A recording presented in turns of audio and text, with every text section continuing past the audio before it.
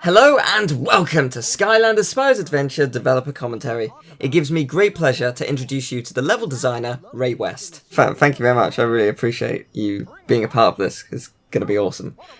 I know I am a big fan of the game, and I actually just did some interviews yesterday at UC Berkeley for our internship program, and it's so interesting how, I realized that those people now are like 21, 22 years old. So when this thing came out, that was like they knew about it.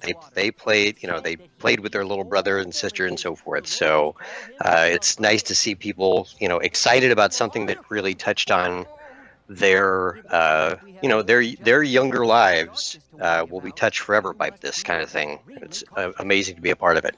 I mean, it's same for me. I mean, I wasn't expecting to enjoy the game as much as I did. I bought it because, it was Spyro, so I'll give it a go. And then just like, it's the best! I love it! Gotta buy more! Buying toys! Yes! I have to tell you, I don't know if anyone else has told you this, but it was, your playthroughs were like must-watch television around the studio. We stopped cold what we were up to, and every time there was a stream of videos all the time, and it was it was great. It was really nice to see someone. We could hear the trepidation in your voice when you were starting the game. You were like, all right, here we go. And it was nice to sort of see that over time we were winning you over with we were trying something and we were going to go for it. It may not be exactly Spyro, but it was something to really get really try something new, and we could tell that you appreciated at least what we were trying to do. Well, that's very flattering. Thank you. I'm glad that my small contribution to the to playing the game helps in some way. But I guess on that note, what were your roles within the game? Right. So at the time, I was a level designer. I also handled the cutscenes for the game. It was something of, everyone in the level department had responsibility for 3 or 4 levels, taking it through.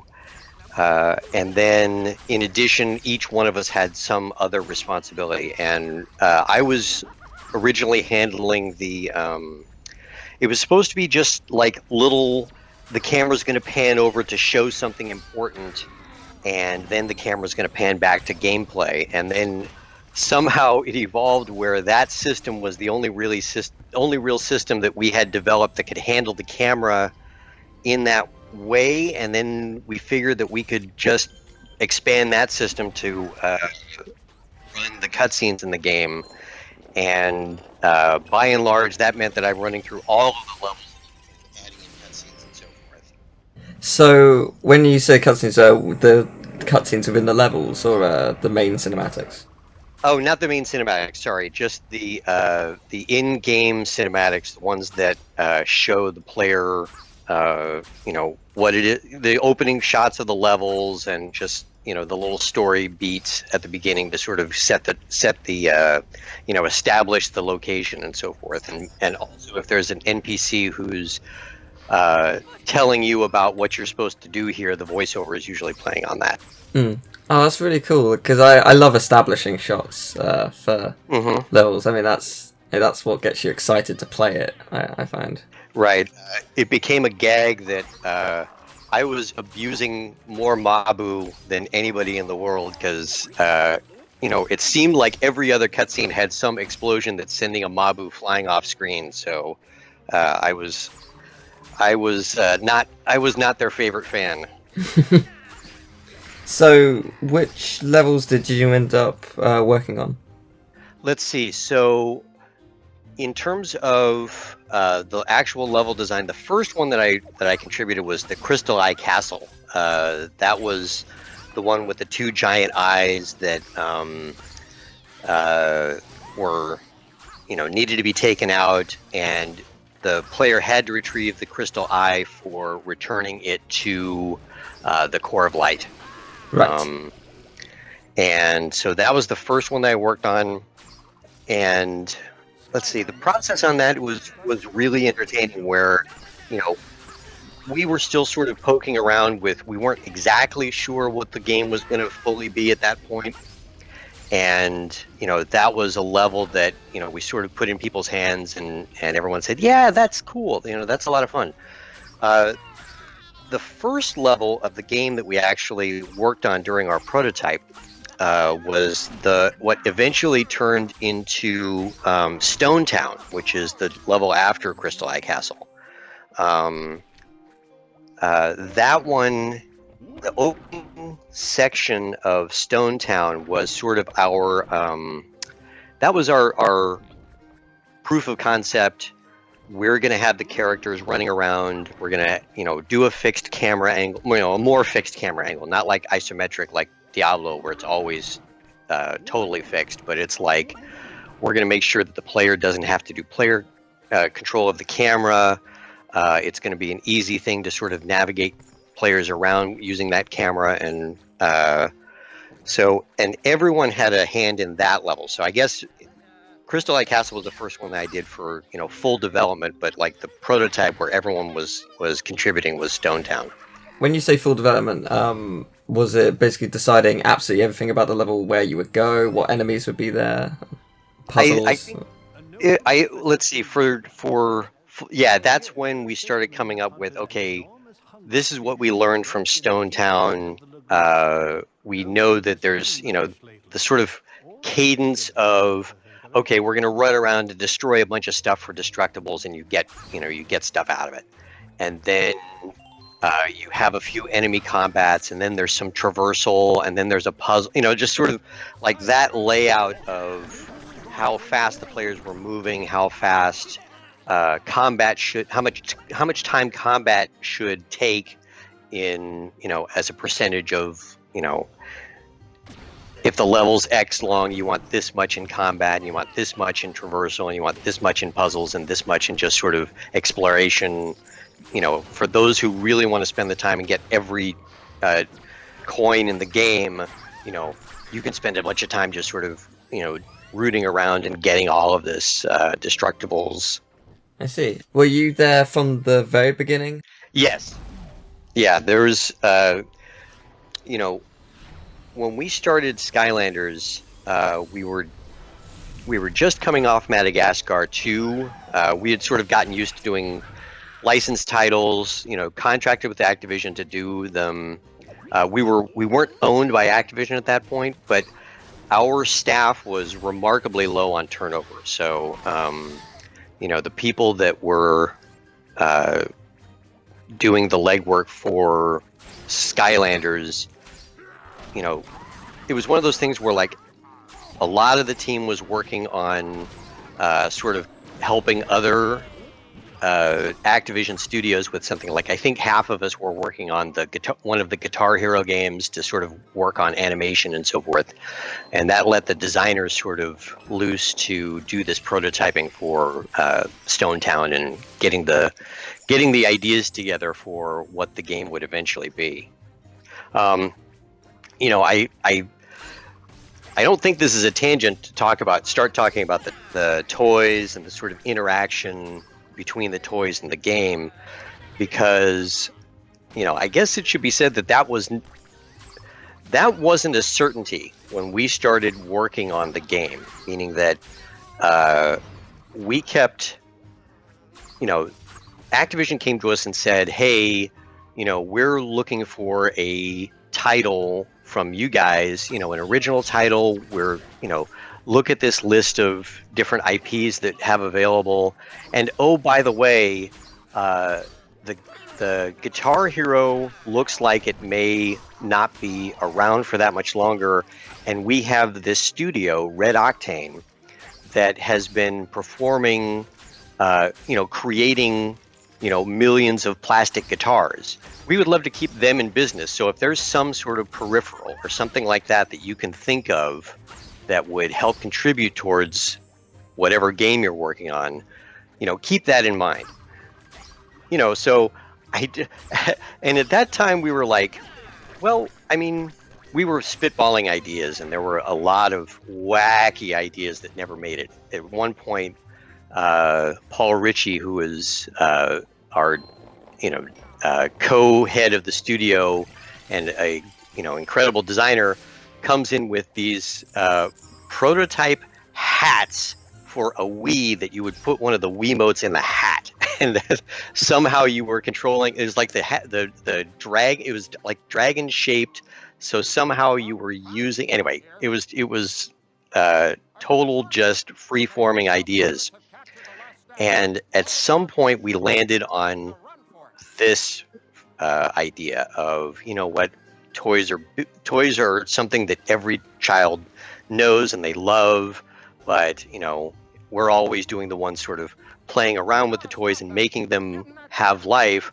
Well, what if there's some way that we can use that and put these toys on this thing and it makes it come to life in the video game? So I mean, when we first kicked around that idea, it was, well, that's really interesting, and we can, we were lucky to have a whole bunch of people on staff that as hobbies, each one of them had a particular affinity for the exact thing that we needed. So like Robert Leyland, who's one of our programmers, was also an electronics wizard. So he was able to sort of, from this idea, cobble together something rather quickly that could, read these magical, I'm sure it's no surprise that, I'm not going to break any rules by saying that it's not really magic that makes these toys come to life. There's technology involved. So, these RFID tags, he did some research and was able to say, yeah, we can do this. And Yiwei Wang, who is our character designer, also is, big on creating little, he's an artist and did sculptures and so forth. So he was able to, sculpt and create 3D little models of some of these characters that he was coming up with, and then was able to sort of make molds so that we could, make multiple versions, and then he hand painted each one. So pretty quickly we had a proof of concept of, this is what the technology is going to do, this is the style of what we would want the toys to be, and here's our prototype of the level where we take this and we put it on here, and there it is on screen. And so we're sitting there and we're like, wow, this is really compelling. And it was pretty clear early on that we were onto something, and somehow it became we started thinking about the scope of it. We're starting to develop this game, but in our heads, we're saying at some point somebody down at Activision is going to look at the numbers and say, wait a minute, you want us to create 50 million toys. So, and they're going to say, hold, time out, wait, what are we talking about? So we kept expecting that was coming. So we were developing the game as though it was, at any point it could be pulled, the toy component could be pulled from it. It was, I was like, I really can't imagine that they'd when they say do something that's peripheral related, that they would expect 50 million of these peripherals to have to be created at launch. But people just kept coming and saying, this is really something's really going on here.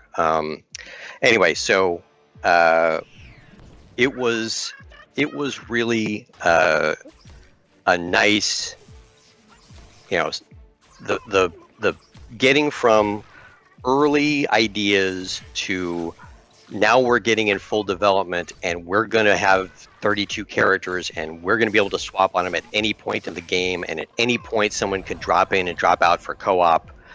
That was all stuff that I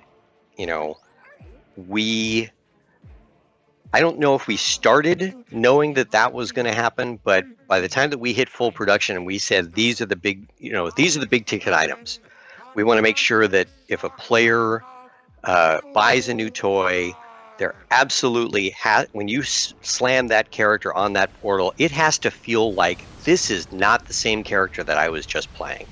It really has to stand out on their own. There has to be something about it that makes it totally different from the other characters. So therefore, you don't feel like you got taken advantage of by saying, oh, we want you to buy this toy, but it's really just this other toy slightly altered, or it's this other character slightly altered. Every character had to have a totally unique personality and attack style. What was it like designing levels for interchangeable characters? I'm assuming there was a lot of added challenges because of that. Absolutely.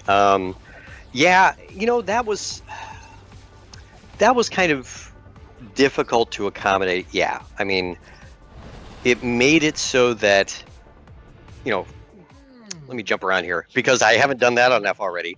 One of the things that we knew coming off the previous game that we did for Madagascar, that had sort of a similar audience, and we, it had all of these big ideas, but crammed into a game that was supposed to be played by 7-year-olds, and it didn't really work that well because we wanted to have the freedom for the players to be able to look anywhere. So now we're talking, asking a 7-year-old to not only do platforming with left stick movement and jump buttons and all of that and attacks, but we also wanted them to steer the camera. So we're having to we're asking 7-year-olds to do the equivalent of FPS gaming controls, and it's it didn't really work.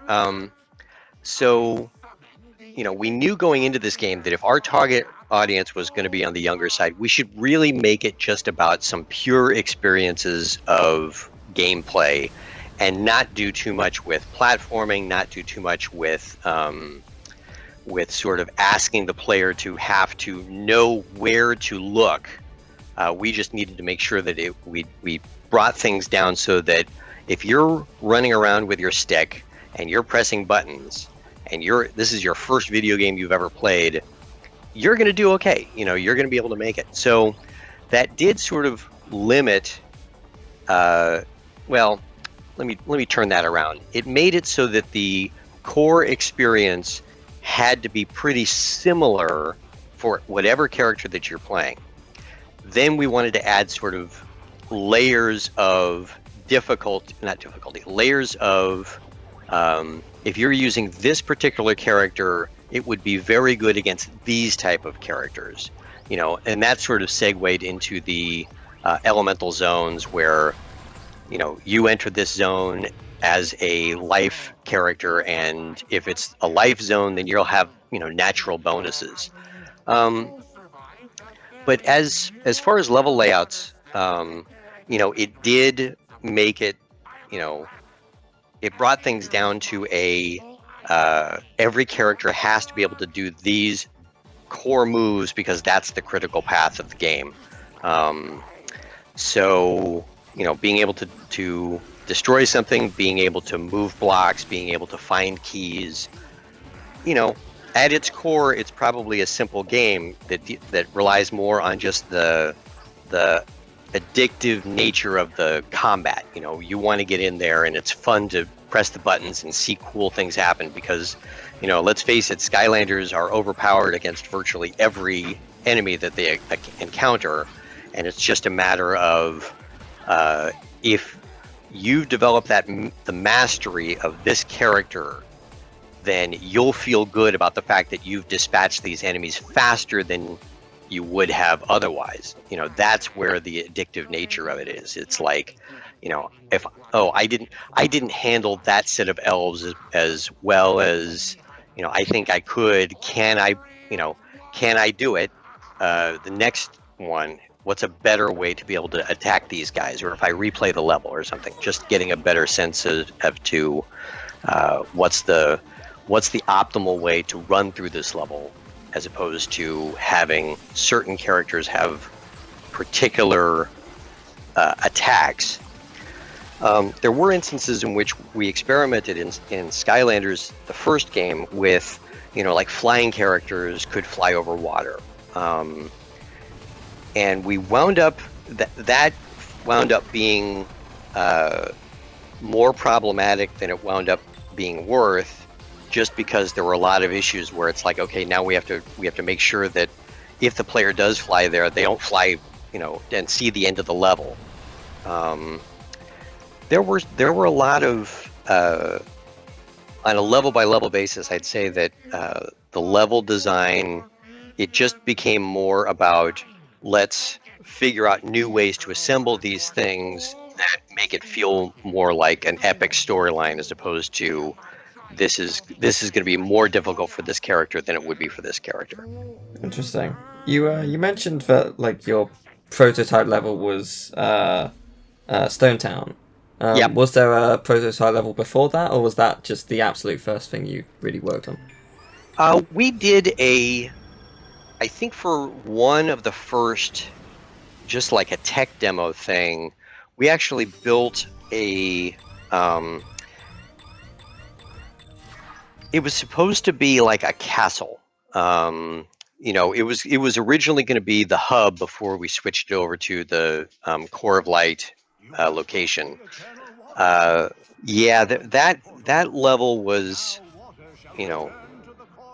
pretty low res. We sort of just like threw it up overnight and played around with it, and it had just a sandbox of different interactables. Like that's where we had our first, Spyro burned his first sheep in that level.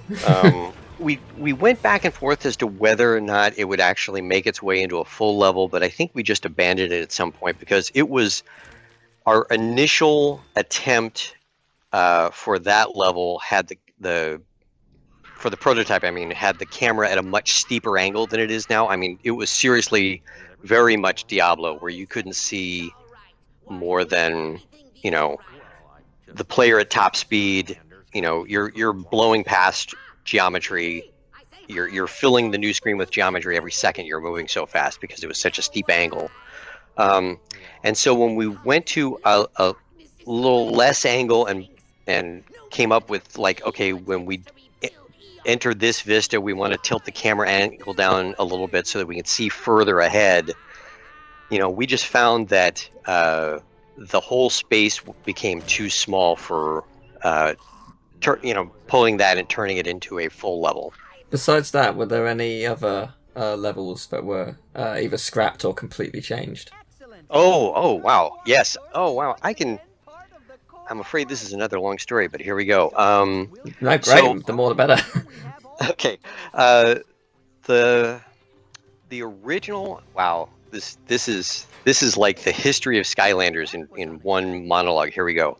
When we first started, our idea for this was that similar to what I was talking about earlier about, the characters are going to have to be the same, so we have to sort of wow them with a lot of sort of epic moments. When we first started on this, the plan was to have many levels, each one with a different gimmick, and the levels would be pretty short. It would be almost like a Crash Bandicoot, where you've just got a hint of what's going on, and you get through a level pretty quickly, but it's got one gimmick that's the whole thing. And so when we first spec'd this out, it was, what, we're going to have like 100 levels, and we're just going to go nuts on these things. So, and each one was going to be a very fast thing. As a matter of fact, the first version of Crystal High Castle was actually much shorter. I think it was almost just you're entering the castle, you're getting up to the top, and then that would be it. There was no boss battle. It was just a really fast breeze through a level. And so we start just churning out these ideas for levels. And so like there was one level that took the mining that you see in a few of the levels, and the whole level was like a gold rush level that I was working on, where it's like the whole level is filled with these mining blocks, and you're just running through the level and smashing through these things, and you're trying to get them. And then there are these elves are there, and they're trying, it's like the trolls are on one side, the elves are on the other side, and you're working around trying in the middle to try and get more than they do. You know, a few other levels. There was a level where uh, there was there was a game a long time ago called Fat Princess, where you were, anyway, we had a level that was almost like that, where you're escorting some king to this location, and then he eats this thing and becomes this giant, round ball that then you're pushing the ball around back to where he needs to be. So a whole bunch of levels like that. And what we wound up hearing from Activision, now, this is probably a year into development, after we have a whole bunch of levels done, we have a whole bunch more sort of brainstormed as to what we could do. They came back to us and said, they had done user research. We had done a handful of levels, and they had put it in front, put this idea in front of these kids, and it blew these kids' minds. Eric Hirschberg, who was the CEO of Activision, liked to describe it as, usually when you have this user testing, you have three populations. You have people who like it, people who are ambivalent about it, and people who don't like it. And the only variance is like sometimes you'll get one group that's bigger than the other, and if it's the group that likes it, then you're onto something. What he said is that the information that they kept getting back from their user research was that everybody got it, everybody liked it, and everybody was compelled by it, which was way off the what they would expect to see for something like this. So we had these ideas for what the toys were going to be. We had these ideas for what the game was going to be, and it took, I may be wrong about the timing. I think that we were closing, maybe we were halfway through development. We thought that we were approaching our alpha, where all of the features were in. We had rough versions of the levels. There were still some levels to be created, but we knew what they were going to be, so we weren't worried about it. And apparently there was a meeting at Activision where it was a green light meeting where Bobby Kotick is looking at the progress, and he's looking at the prototype toys, which admittedly were not, the first versions were not very impressive. They were more like Happy Meal toys. And he looked at our game, which had a lot of levels, but none of them were really like super pristine AAA looking. They were more like, we were treating it as this is a game that we're going to, we're going to be happy if we get kids to buy it and blah, blah, blah. We wanted, lots of content over, we want these, handful of really totally arted out levels. It was supposed to feel more like, how World of Warcraft has, like, it's more about the style than it is about detail of the worlds. At least it was for the original classic game. And so he looked at the toys, and he looked at the game, and he also looked at the marketing plan that the marketing people had. They were talking with Toys R Us, and they were getting this stuff together, and it's like, and he looked at us, and he said, I think there's more here. Again, I'm paraphrasing from what I heard. I wasn't in the room. I think there's more here. I think this is going to be a bigger thing than we're giving it credit for. We should be going all in on the marketing. We should be, really expanding out the toys. These toys have to be awesome. Otherwise, they're, no one's going to buy more than a handful. And the game should be something that will feel, comfortable as a AAA title. So he looks at the marketing team and, says, how long would it take to make this like the biggest marketing plan that Activision's ever done? I guess beyond Call of Duty, because, Call of Duty is its own animal.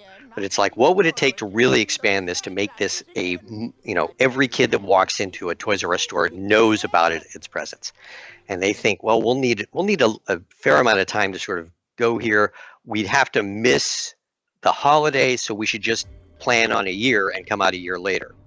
And he looks at the toy people and says, what will it take to actually, retool these and make these toys, really super awesome? And they similarly said, well, it's going to take a lot of work and we're going to have to really expand this thing. It'll take us a long time, about a year. And he turns to Toys for Bob and he says, all right, we're going to push this a year. You guys take what you have. This is fantastic. And, make it a focused experience and really make it, go nuts. You guys have a year. So we come back from this meeting, and Paul Ritchie, who is telling us this, is like, we've got an extra year to do this, and we can, we think we've got a vision as to how to really just amp up everything.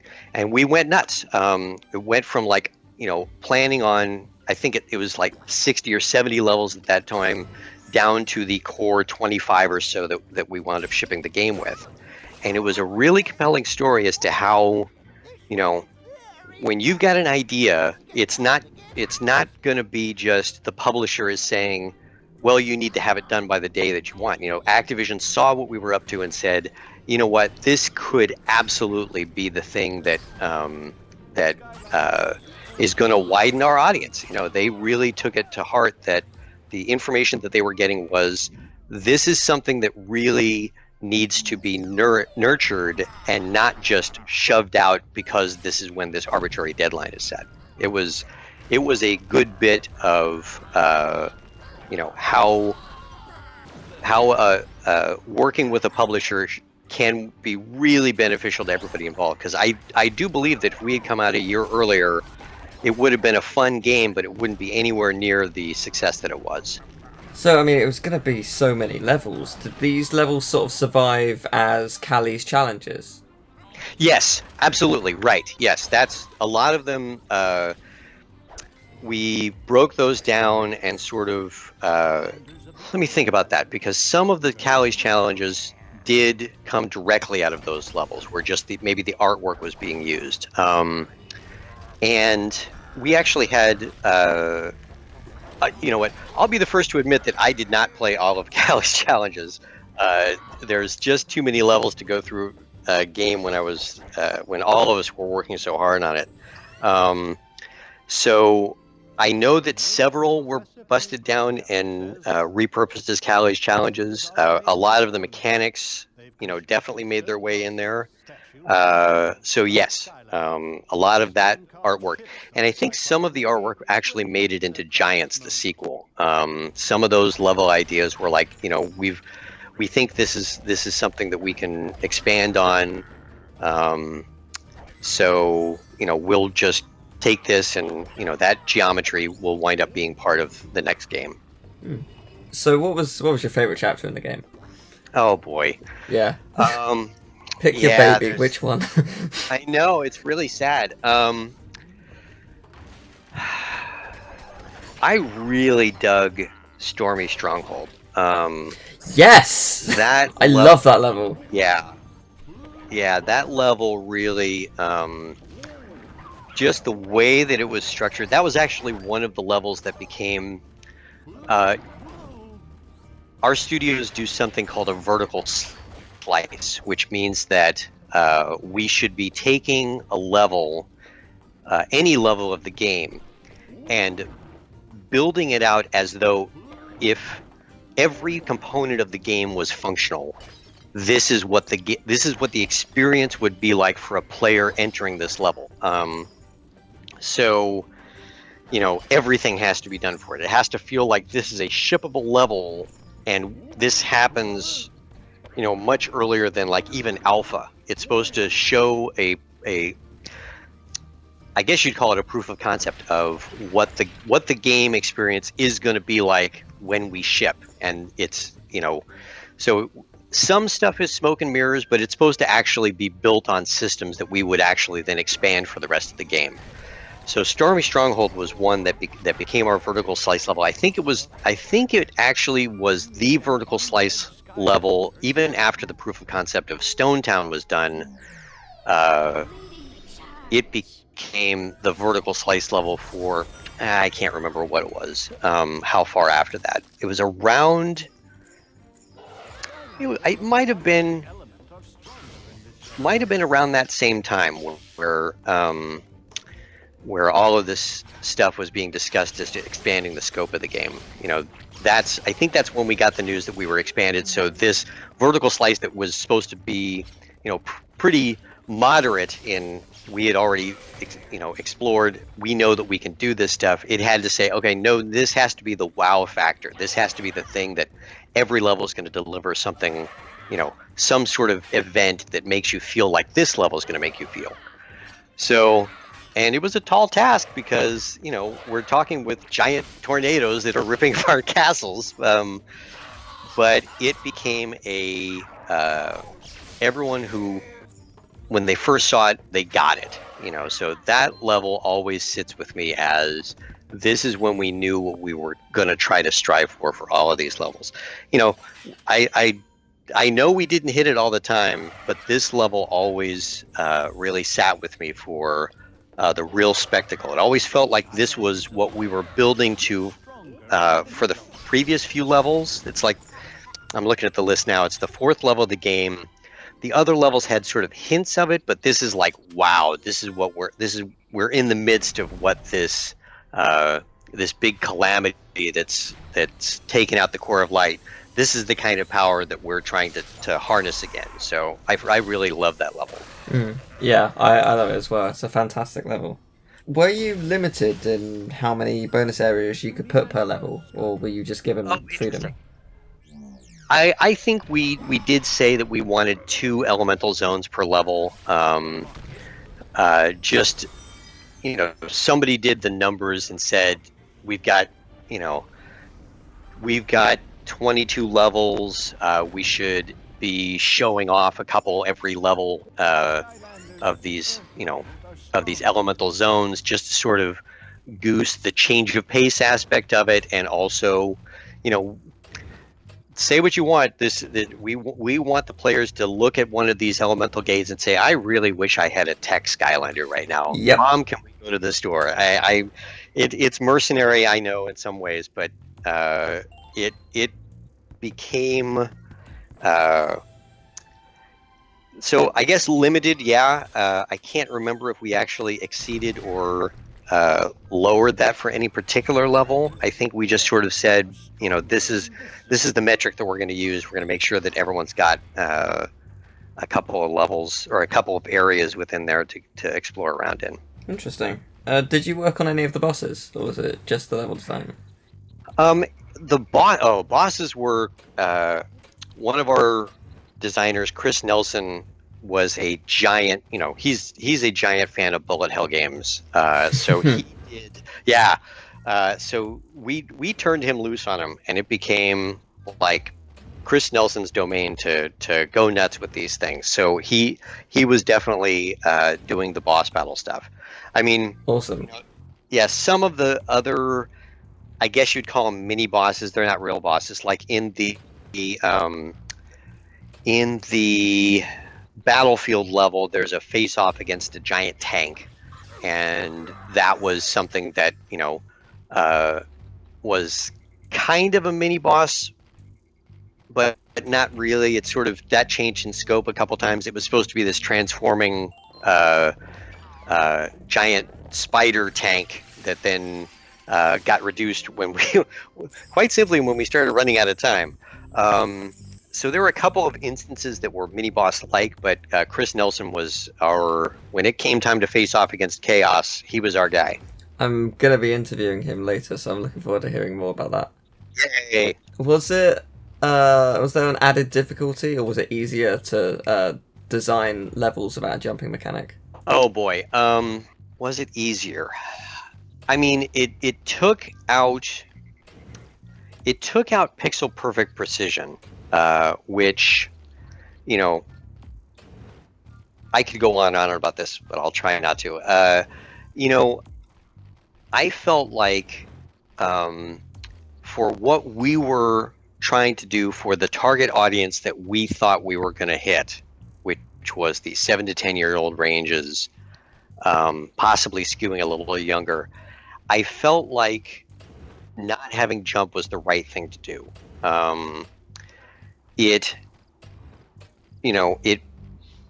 for people who are Spyro fans, that's like, that is heresy. I'm, so I'd say that not having jumps, I liked it because then it became a really clear thing as to what we were doing. We were asking the kids not to have these pixel perfect things. If you got really good at it, you could use your stick to avoid combat damage and so forth when you're seeing stuff, like projectiles or something coming at you. When we were making the Madagascar games, that had a lot of platforming, and when you're talking to the younger audience, they quite simply don't have the precision stick control that a lot of platformers, you can say require. I'll say require. You miss this jump, you're dead. So that lack of a jump meant that we could give, we knew that the kids that were playing these games were going to be able to have fun, and they wouldn't have to be they wouldn't have to get good to have a good time. They wouldn't have to get totally pinpoint control over their characters. They could still have a good time. The characters had a lot of hit points. They could soak up a lot of damage. We could, you only have to survive the level before you get all your Skylanders back, any of them that have died throughout the journey. It did make it limited our number of things that we could interact with during the start to finish up a level. It became you're dealing with combat or you're dealing with puzzles, and it took away that sense of, okay, well, we could have other puzzles that include jumping to get up there. As a matter of fact, I think some of those block puzzles, like the one that we had in the I think it was one of the tree levels, where it was a secret. Oh, I think it might have been one of the secret levels or the bonus areas in one of the earlier levels, maybe in Perilous Pastures or Shadowed Island, where there's a giant block puzzle that involved having to get this, in order to get this trinket or whatever it was, you needed to push these blocks around and then use a teleporter to get on top of one of the blocks and walk around the path to get up there. So, I mean, that kind of thing, if there was jump, that kind of puzzle wouldn't exist. And it's a clever thinking puzzle. But I'd say that we thought we were making the right choice, but the people who love platformers and love Spyro looked at our game and saw it as a missed opportunity for, well, of course you should have platforming in this kind of thing.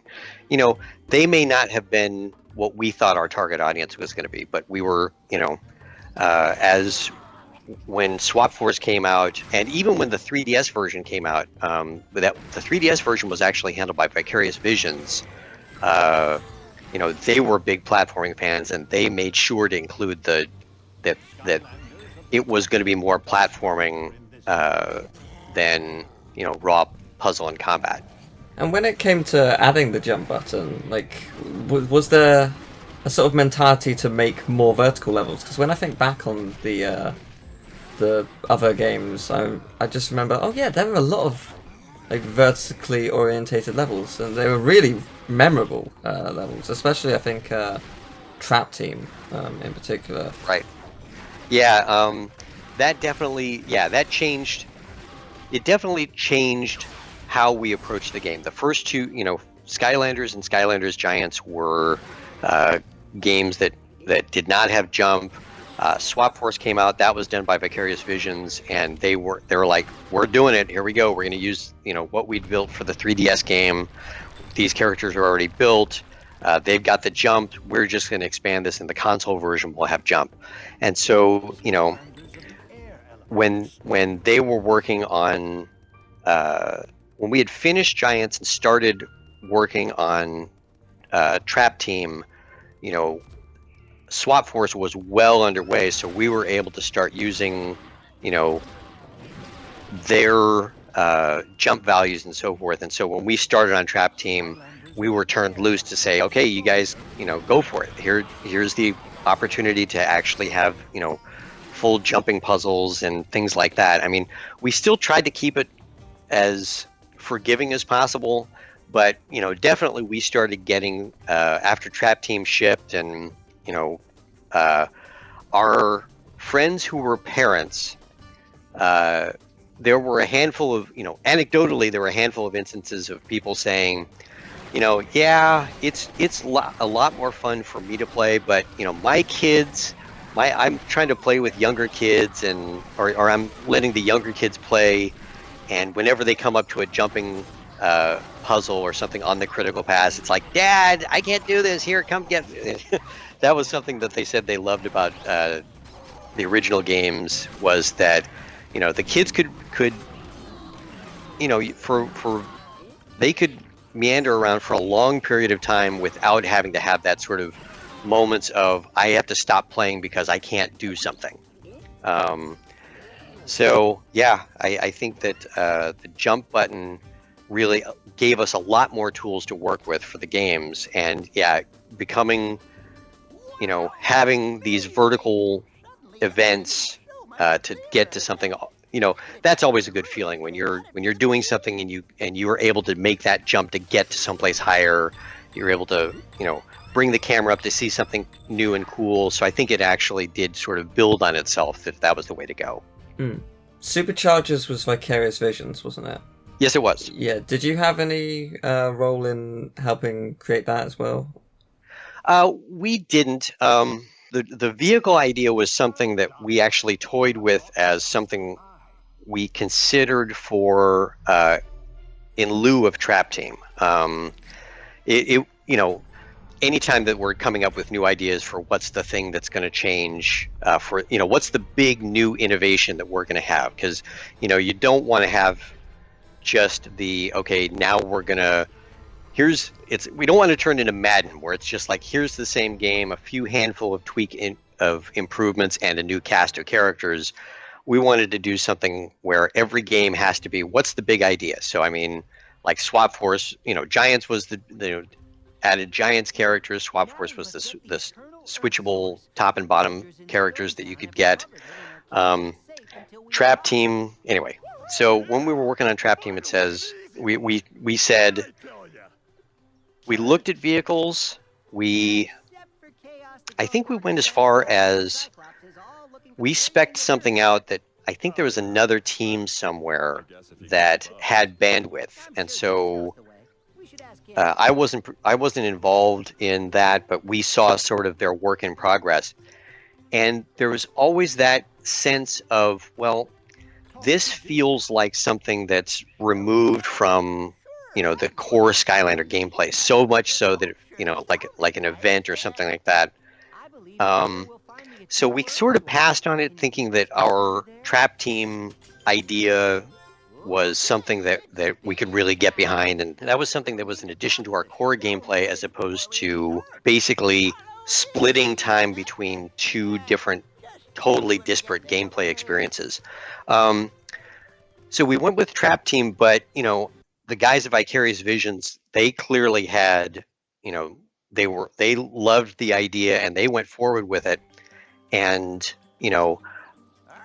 when we played it, it was like, well, they nailed what they were going for. They nailed that sense of, here's a way. Anyway, I enjoyed what they did with it. I think I think that there was fatigue at that point. I'm not sure exactly what I don't even know the sales numbers. All that I know is that Superchargers for some reason didn't do as well, which was odd to me based on the review scores, because people who played it seemed to really enjoy it, and so the fact that the sales were down, we had a lot of competition at that point between Lego and Disney. It's possible that had a lot to do with it. So the guys at Vicarious Visions, they are fantastic people, and I would loved working with them. We were like, through the whole Skylanders thing, we were sister studios back and forth. We went out there and,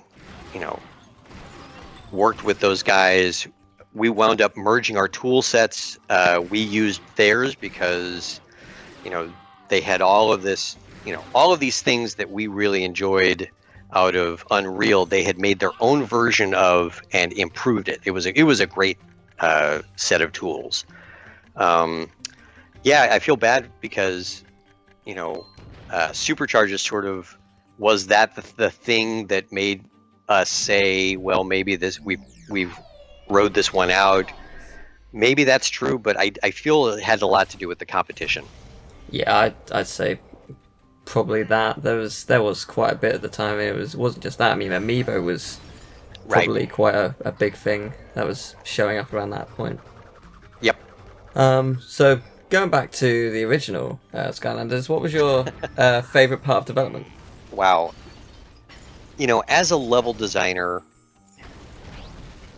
there are times when we've got our tasks that we need to do for the level that we're working on, and so there's a lot. We come up. Our heads come up for air every so often, and we're able to see what else is going on in the world, going back down and working on it.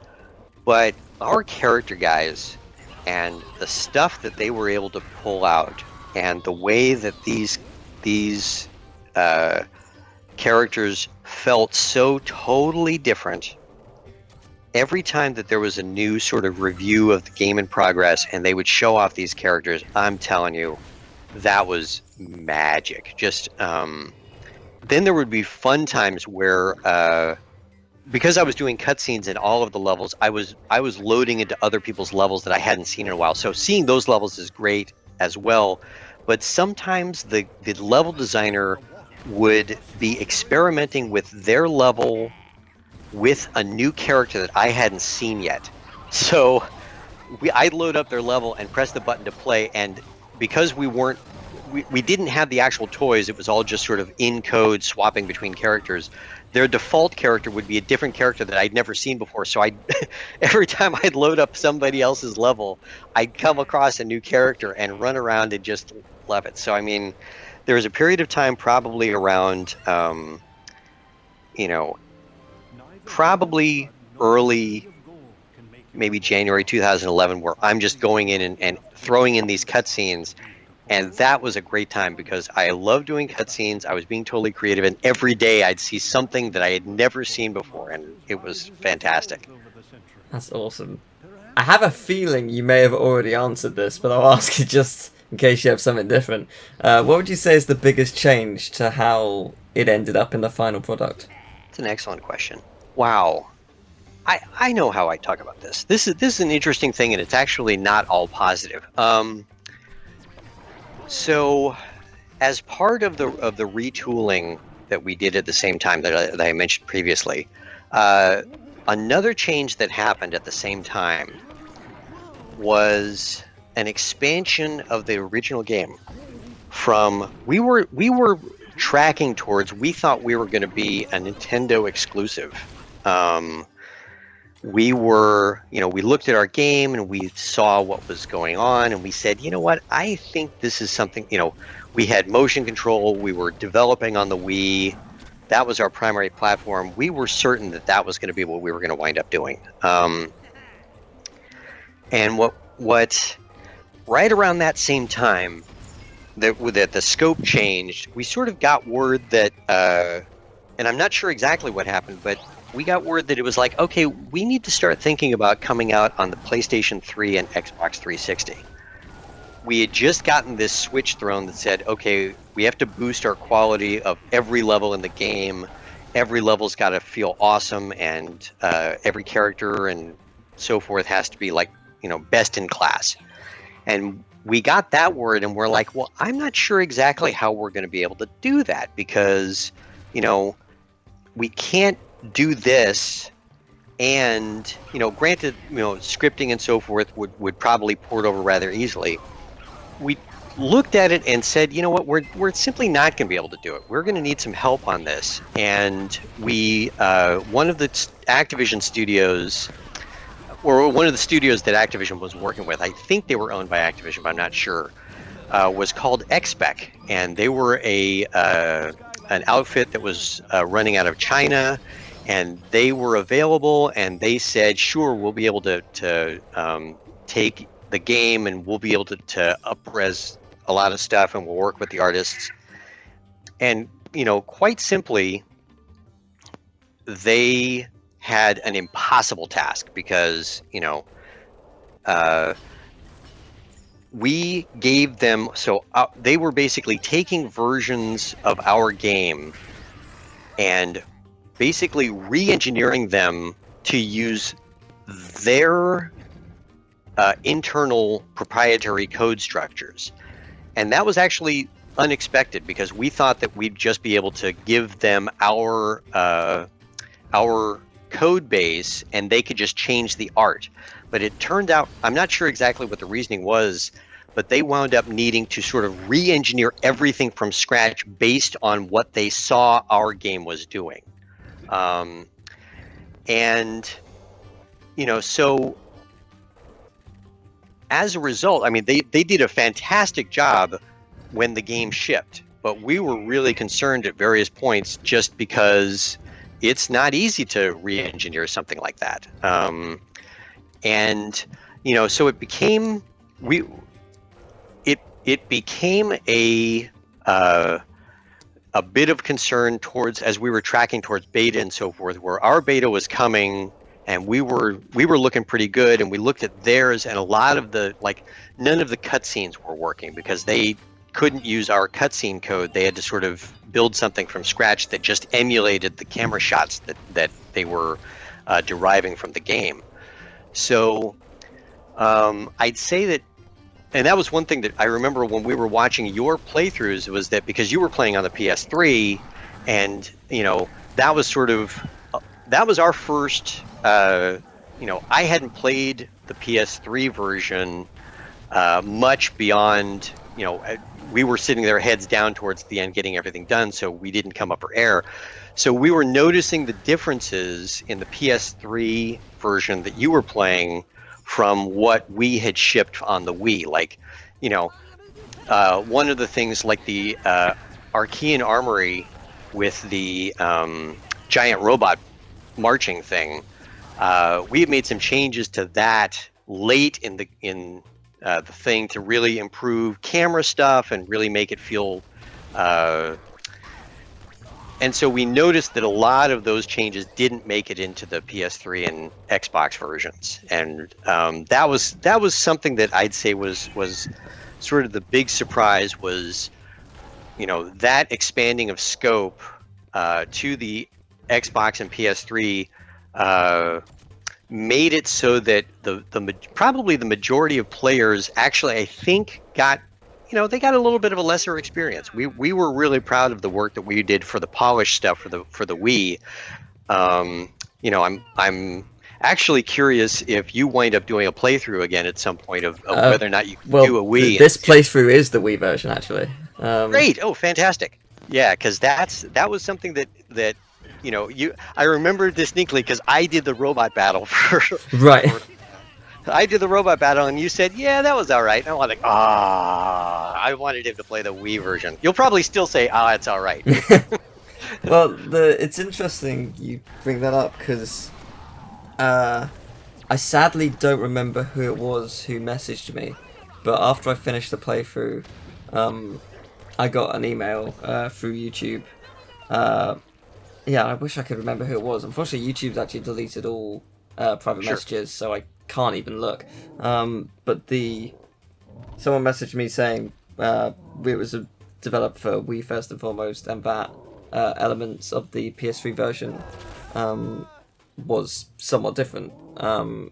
Like, and highlighted a couple of things. I think they mentioned the final boss and possibly what you said there as well. So, but like they also mentioned that everyone at the officers were watching, and that was the first time that it even sunk in that anyone who was working on the game would even care that I was playing through the game. I was just like, wait, what?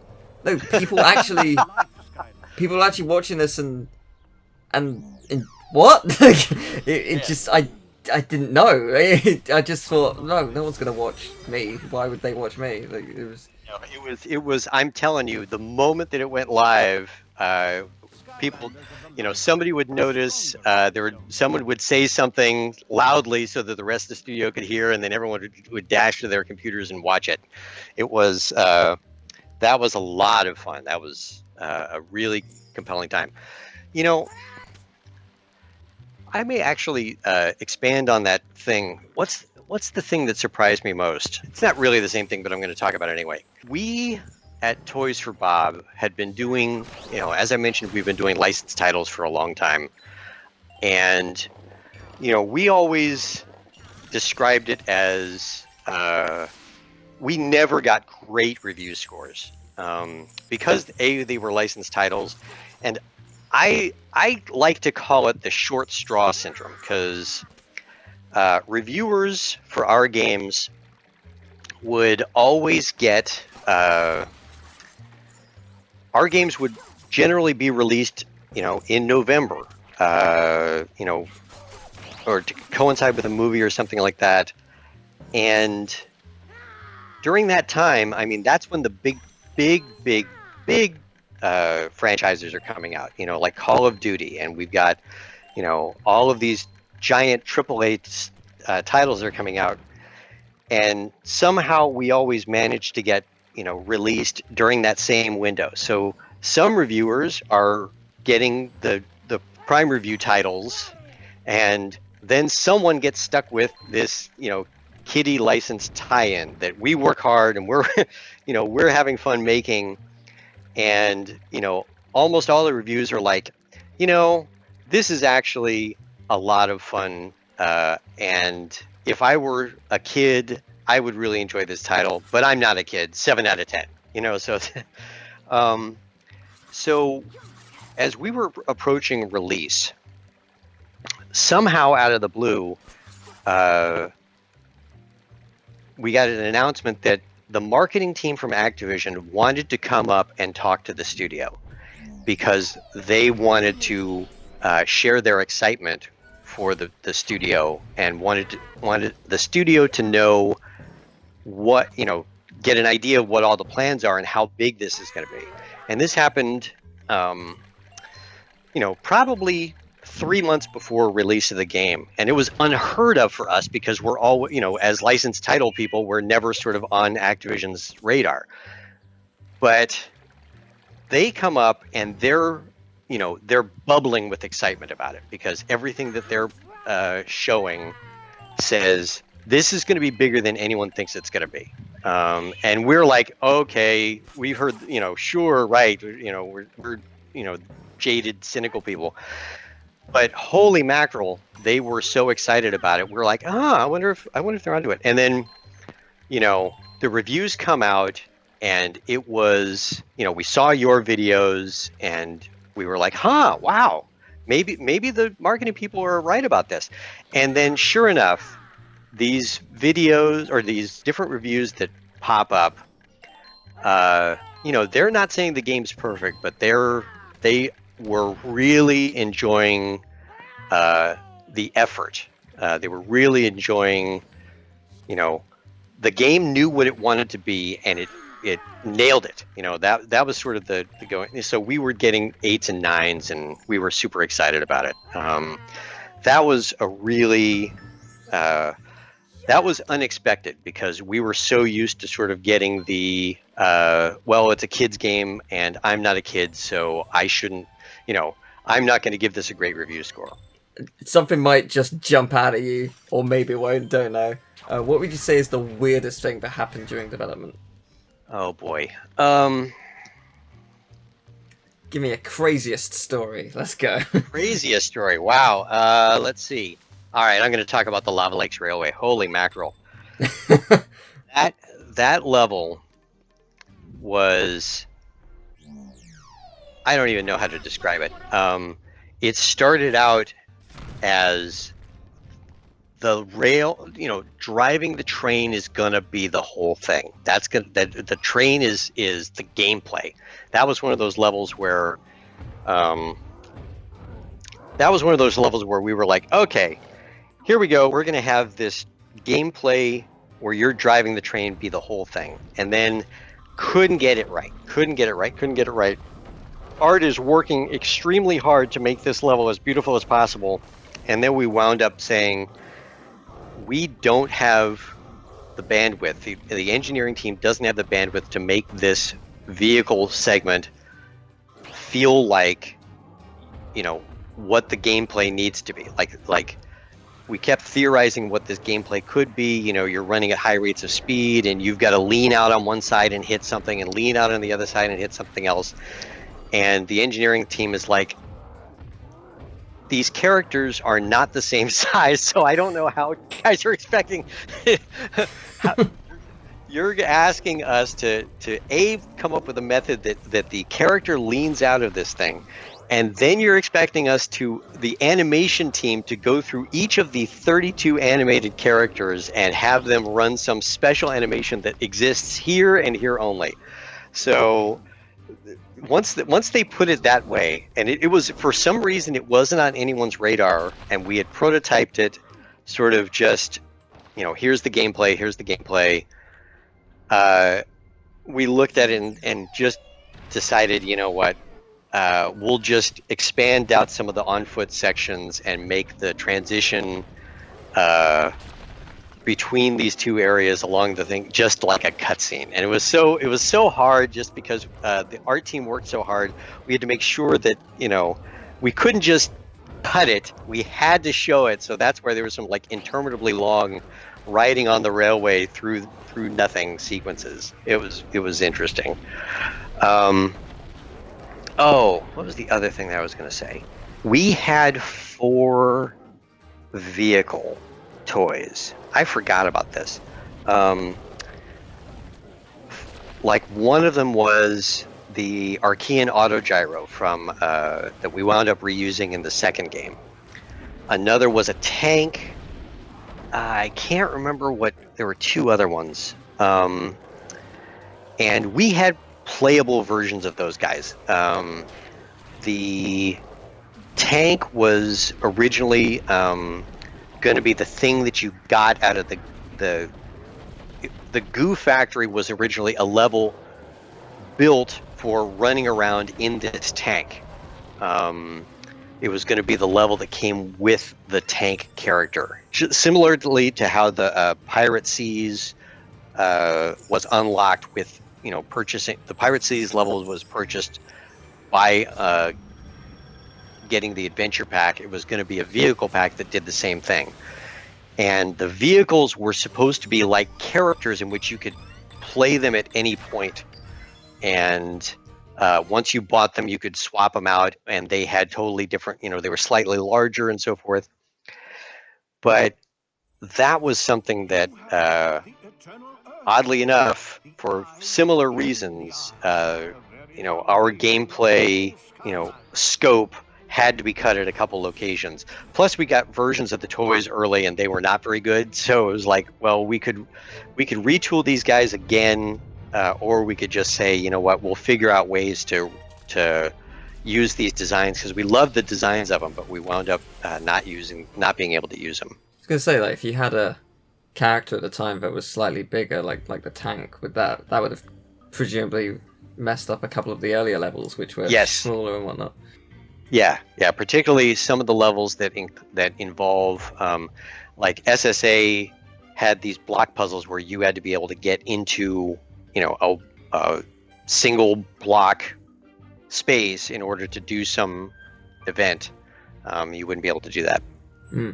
So I guess final set of questions. What have you worked on since Skylanders? Oh boy. Well, we did the Spyro Reignited trilogy. That was, you know, that was one of those things where everyone who worked on it was like, we knew what we were part of, and that was terrific. You know, we have been, you know, we've been lucky in that we've gotten a lot of goodwill from the fans over the years.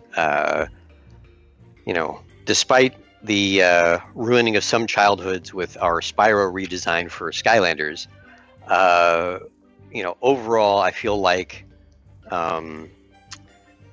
the fans appreciate what we're trying to do. So I mean, the Spyro Reignited trilogy was put together with a huge team of people in a ridiculously short amount of time, and it was, as a designer, it's, on one sense, it's hard to sort of take someone else's game and redo it, because in many ways, if you're making a remake, the design decisions have already been made for you. So that's, on one level, it's super easy, because then it takes the guesswork out of it. There's no sort of noodling that we did a lot in Skylanders as to, okay, this mechanic is fun, this mechanic is also fun, but they're too similar to each other, so we have to choose one, because we can't have, you can't have a mechanic that feels too similar to another mechanic. Why not combine them anyway? So those decisions were not necessary for Reignited Trilogy, but it became, the calendar that we were building this game on. We wanted to hit the 20th anniversary of the original games coming out. We need to get this game done by a particular time. So, the design challenge became, these are huge games. How can we get this done in this ridiculously abbreviated timeline? So that was, in its own crazy way, it was a lot of fun for design to look at a game that's 20 years old, and it's like, how did they, what was their intent of doing it, and how can we do it in today's, they were limited in their ways by technology. We're somewhat limited by having to adhere to those designs, but at the same time, they're classics. You if we diverge too much from them, then it's not a remake. And if you adhere too closely to them, then it's like, well, we're not innovating.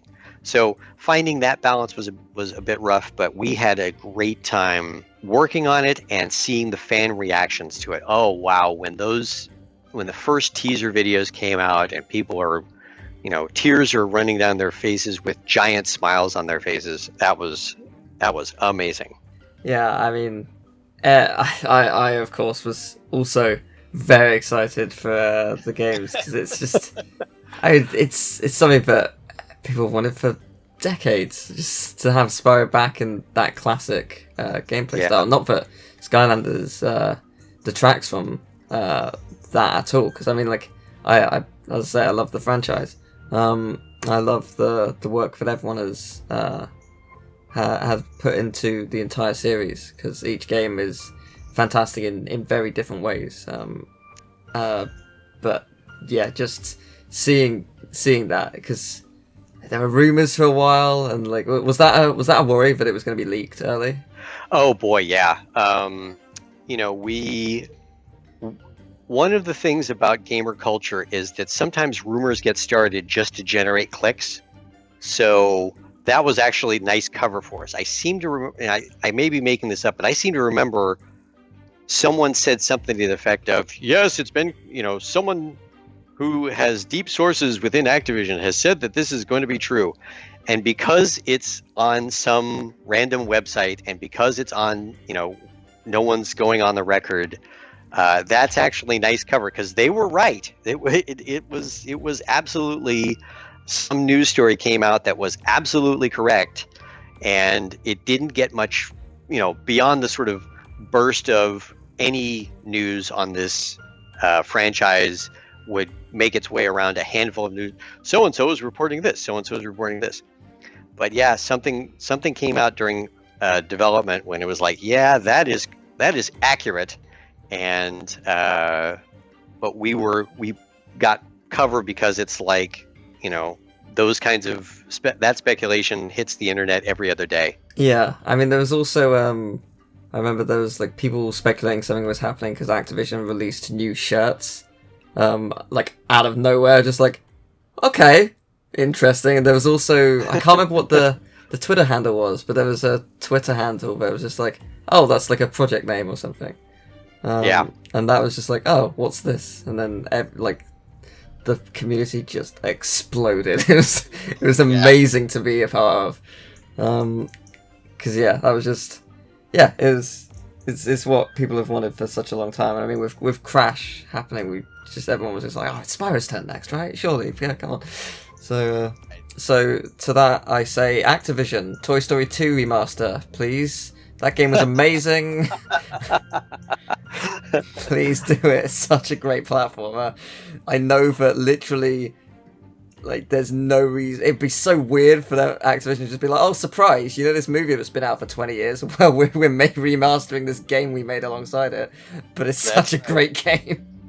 Yeah, actually, that's an interesting question, because some of, where does this go? Because Activision published it, but it's Disney, and Disney's. I have no idea. I mean, there have been a couple of instances where we look at a game that, we do game jams all the time. Well, not all the time. We do, just coming up with ideas, and there's an idea that we want to pick up on from some other previously produced Activision released title, and we work on it. And then, like, I remember doing a Battle Zone like a long time ago during a game jam. Led a team that was putting on sort of a remake of the PC version of Battle Zone from 1998, the sort of semi FPS vehicle game, and it was great. And then we looked up, and it's like, Activision does not own this at all, even though that they published the game. It's like, that's not how any of this IP stuff works. Yeah, I guess that makes sense. It's it'd be interesting to see what Activision do with the whole remaster thing, or if they're gonna just be like, okay, now it's time to we've got the IPs back there in the spotlight, let's make something new. It'll be interesting to see where it goes next. So I guess finally, what advice do you have for people aspiring to get into the gaming industry? Oh boy, this should not be a hard question, and yet it is. So communication is paramount. There has to be, making sure that you're comfortable communicating, making sure that you get, this is just sort of the base thing that everybody who I work with, everybody's a great communicator. Everybody is aware of how to, if they're trying to convince someone of something, there's a way to talk about things that are, that explore, this is why I think it's important. Here's what I expect, the ramifications of this are going to be. It's like being able to sort of construct an idea and be able to describe it fully and be able to take feedback and so forth. So communication is probably a core idea about it. If you don't feel comfortable being able to communicate your ideas, you're going to have a tough time getting even a foothold in the gaming industry. And there's a lot of different elements to the gaming industry that I'd say that if you have the base communication skills, there's a lot of ways to get access to it. Like, even if you're interested in being somebody who does bug testing and so forth, there's definitely paths towards the gaming industry to get like permanent positions. Working in QA is something that gives you experience for the game, and if you're a good communicator and you can clearly identify, this is a problem, this is what I was doing when I encountered the problem, what I expect should have happened would be this, that kind of detail-oriented people do well in this industry. And you can find yourself, it's not as common nowadays, but 10 years ago we hired we were finding our QA team was a very good way to find people who have good gameplay instincts, excellent communication skills, and are easy to work with. And those are all fabulous things. Like, I'm telling you, we hired, I think we probably still have half a dozen people at Toys for Bob who wound up working their way into the industry through the QA path. They're doing production. We've got level designers doing them. We've got some of our enemy and hero team guys. We're working on them, and we're working through QA. That's if you don't have a background for game design or creating art or something through one of the established degree programs nowadays, an alternative would be going through QA. Now, that said, if you are working through a game design program in college, the networking there is phenomenal. You're getting hooked up with all of these great studios and publishers and so forth.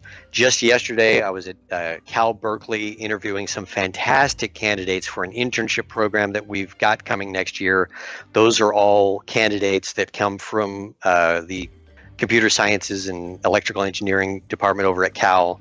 We were down at Stanford last week. It's one of those things where there are a lot of game programs, and if you're looking to break into the game industry and you are looking for a degree, those are definitely ways that you can get access to the industry. The industry is always looking to those programs first for potential candidates for future employment. Well, that is absolutely fantastic to hear your stories and your thoughts on the industry, and just thank you so much for taking part in this and for your work on the Skylanders and Spyro series. It's I'm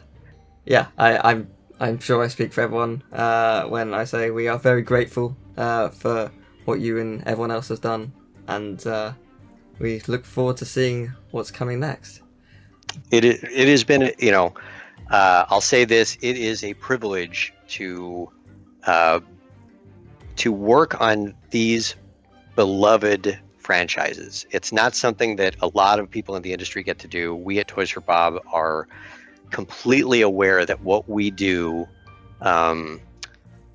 it's important that we are true to the fans in addition to being true to ourselves. And, it is an honor. One of my go-to lines is, it's criminal to get paid to do what I get paid to do. And that is a true statement. Thank you very much for watching. I hope you enjoyed the video. If you did, leave a like, subscribe, share the video around. I also have a Twitch, a Twitter, and a Patreon if you would like to support me and the channel. As you can probably tell, this is a massive passion project of mine that I've been working on for quite some time, and I'm really glad that I'm able to get it out to you, and I'm really grateful for you watching the video. If you want to see more from the series or other stuff that I do on this channel, click that notification bell to be notified when I upload next. But thank you very much for watching. I'll see you next time. Take care. Bye-bye.